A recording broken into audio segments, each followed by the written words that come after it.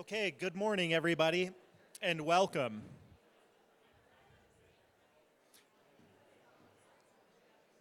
I'm George Marlin, a commissioner from Clear Creek County and vice chair of the Gateway to the Rockies Opioid Council, GROC, or Region 10 if you're not into having fun. Thank you all for joining us at the 4th Annual Colorado Opioid Abatement Conference, and welcome from everyone in the GROC.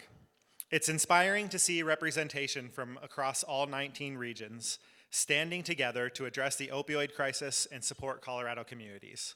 I can't wait to hear what everyone has been up to this year. If you're new here, a special welcome to you.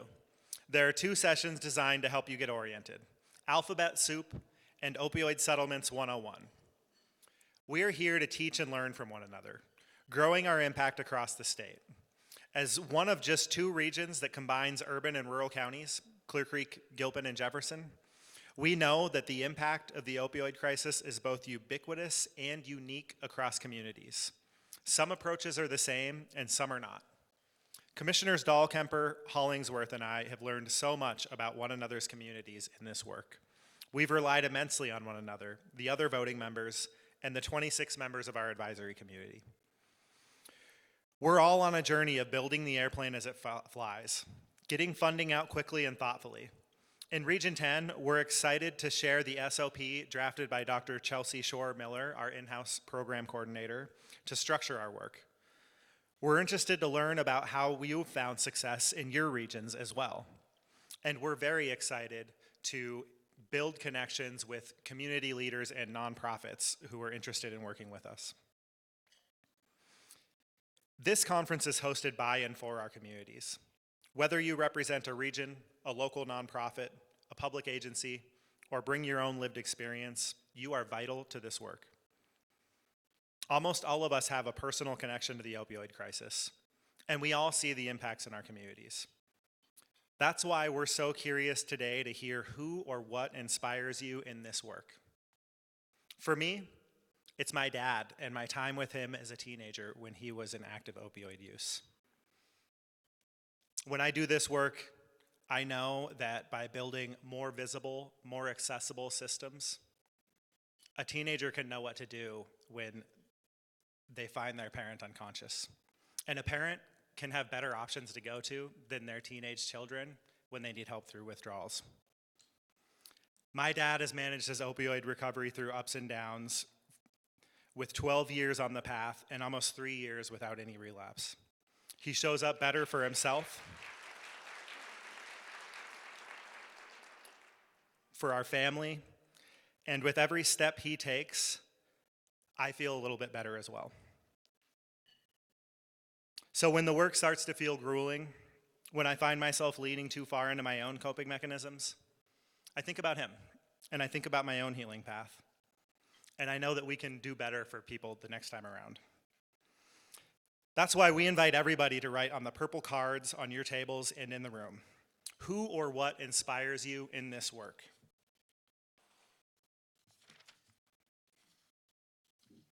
When we share what inspires us, we build on the commitment to this work and the connections that will sustain it. Let's make the most of this day by learning, connecting, and collaborating.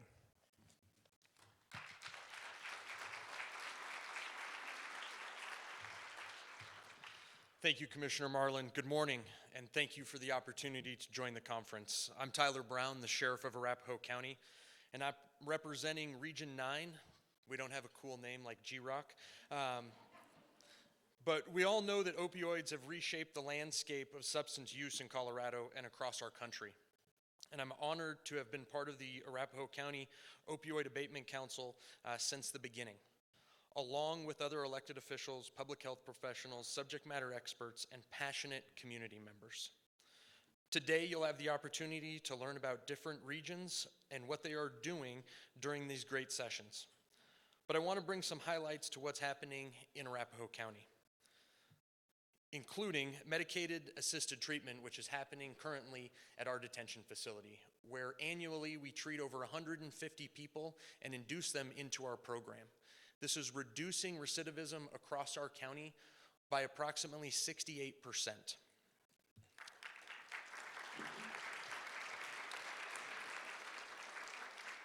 When I took office in 2019, we were a continuation program, and I said opioid use is killing our community.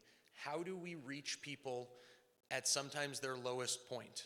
And working with our Director of Medical Services and our new current policy advisor at the Sheriff's Office, he said, let's induce people into this program. And so we started working with our medical provider at the detention facility and bringing them in and providing all 3 of the approved opioid treatment programs at our detention facility. Harm reduction programs across our county were launched with the help of the Public Health Department that uses a mobile facility to integrate STI testing and individual care coordination to reach underserved areas of our community.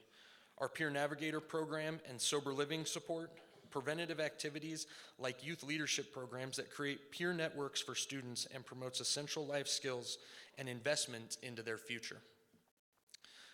Investments into training and certificate programs to create a career path and pipeline. We are also developing a proposal for a withdrawal management facility that will address coverage gaps in our region and ongoing needs for dedicated services for those in crisis and recovery. Throughout the course today, please take the opportunity to join and learn more through the plenary sessions, interactive workshops, including the reentry simulation from 2 to 3:45, ignite storytelling moments, and meaningful network opportunities. The systems we are nurturing, developing, and sustaining now, and through these efforts, will be the solution to this crisis. And the people at this conference and your organizations will be the architects for that. On behalf of the Arapahoe County Opioid Regional Council, I want to thank you for your time and your service, and to say that through the opioid crisis, though the opioid crisis continues to loom, the future looks brighter because of the work all of you do today. Thank you.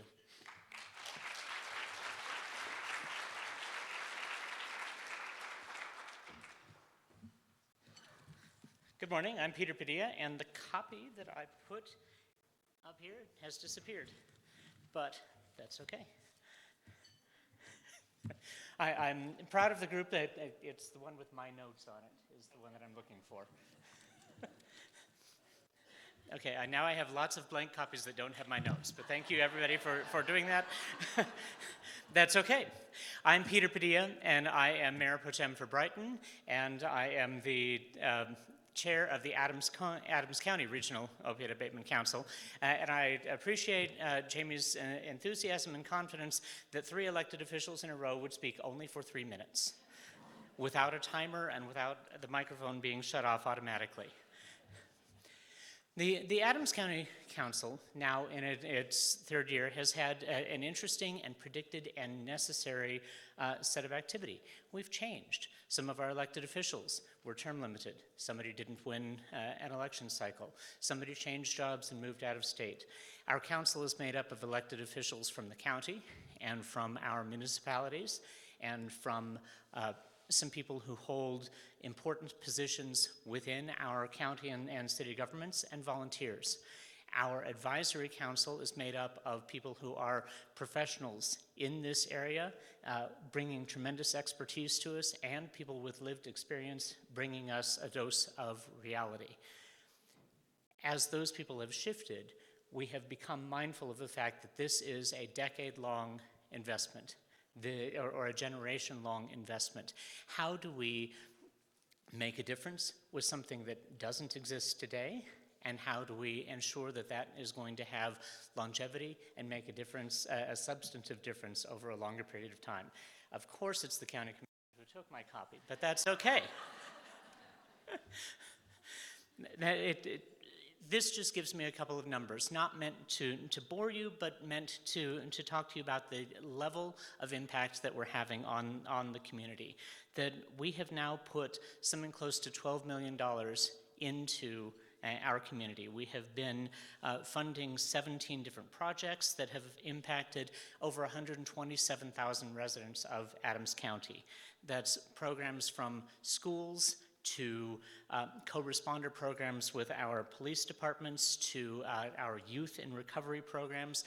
Youth in recovery is probably my favorite program that we have been able to make an impact on, expanding the impact that that group has had and adding bilingual programs to their repertoire, just making a substantive difference every single day. Our North Glen and Thornton police departments have implemented co-responder programs. We've been able to deal with harm reduction programs at the University of Colorado and CU Health and Sciences Center. Our school districts are active participants. The Kids First program is brilliant, but we're making long-term investments, and we've got policies and procedures and standard operating procedures that will take us through a good 18 years of this program.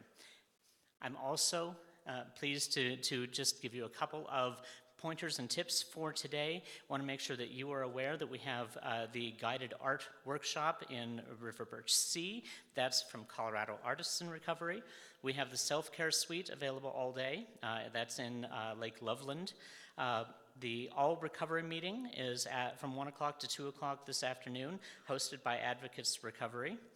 And then the photo contest, the best photo during the plenary session, you are supposed to use the tag Opioid Response CO when posting. But if this is the first time that you're here, there's so much to do. It can be overwhelming. If you have been here for all of the occasions and this is your fourth time, then you have an opportunity to help us build something bold together. And I'll bring Jamie back up.